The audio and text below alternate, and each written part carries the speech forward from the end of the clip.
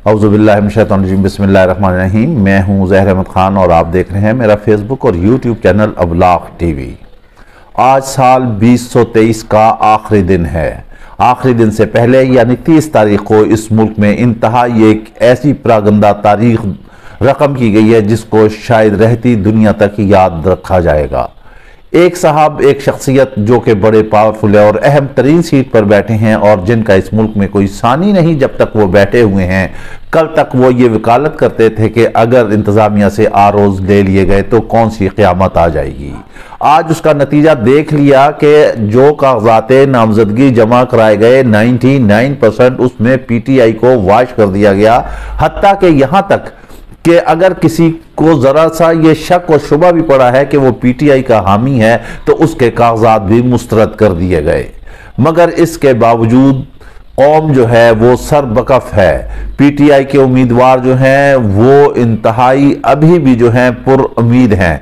ऊपर से कप्तान का पैगाम आ गया है, वो बड़ा धुआंधार पैगाम है। उन्होंने कह दिया है घबराने की कोई ज़रूरत नहीं है, फतह हमारी ही होगी, कामयाबी हमारी मुंतज़िर है। ये लोग सब रोएंगे। यहाँ ये जो रोंदल जमात है, जो रोती है, जो पुकारती है, नौरीन की अब चीखें आहो बका जो है वो ऊपर आसमान तक जा रही हैं, मगर कुछ भी हासिल नहीं होगा।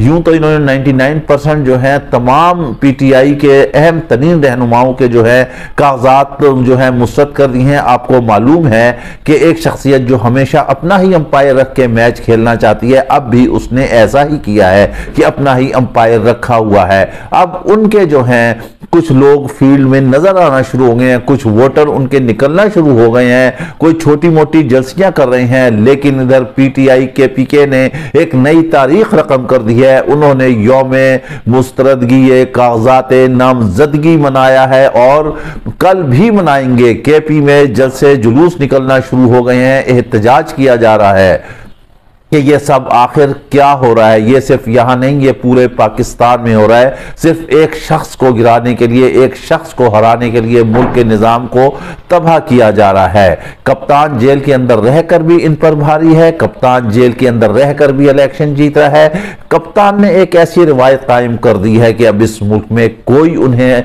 जो है इलेक्शन कैंपेन चलाने की जरूरत नहीं है, कोई कॉर्नर मीटिंग करने की जरूरत नहीं है, कोई जलसा करने की जरूरत नहीं है, किसी चीज की जरूरत नहीं है। वो जलसा कर रहे हैं, करें या ना करें, लेकिन अवाम जो है उनके साथ है। उन्होंने ऐसा तरीक़ाकार अपनाया है, उन्होंने नई रिवायात डाल दी हैं। अब ये जो दूसरी तांगा पार्टी हैं जिनका हमने कहा था कि 3 टिकट भी तैयार हैं, बिल्कुल तैयार हैं। ये रो रहे हैं, ये चीख रहे हैं, ये रोंदल पार्टी है, ये हमेशा हर खेल को बिगाड़ती है। ये जमहूरियत को संवारने नहीं, मुल्क को बिगाड़ने के लिए आई है। यूं तो ये कहते हैं नून लीग वाले कि हमने मिलकर इस मुल्क को संवारना है, इस मुल्क को बनाना है, मगर इन्होंने इस मुल्क को बिगाड़ना है।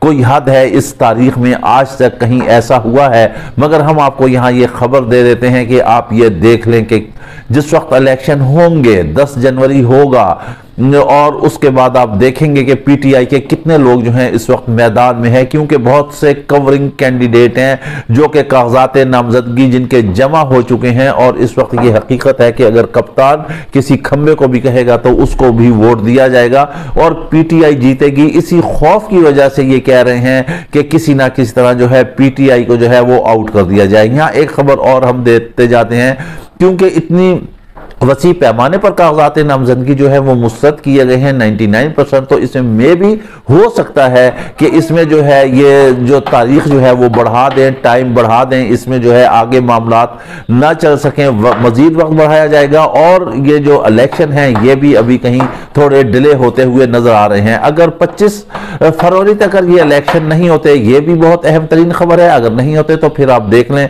फिर ये बहुत ही प्रोलॉन्ग चले जाएंगे और फिर मुमकिन है कि यही केयर टेकर जो है बैठे रहे, यही मामला चलाते रहे और हुकूमत इसी तरह चलती रहेगी। फिर इलेक्शन जो है वो दिल्ली दूर। असल में यही खौफ है, यही डर है जिसकी वजह से ये सारे मामला चल रहे हैं कि ये चाह रहे हैं कि इलेक्शन ना हो।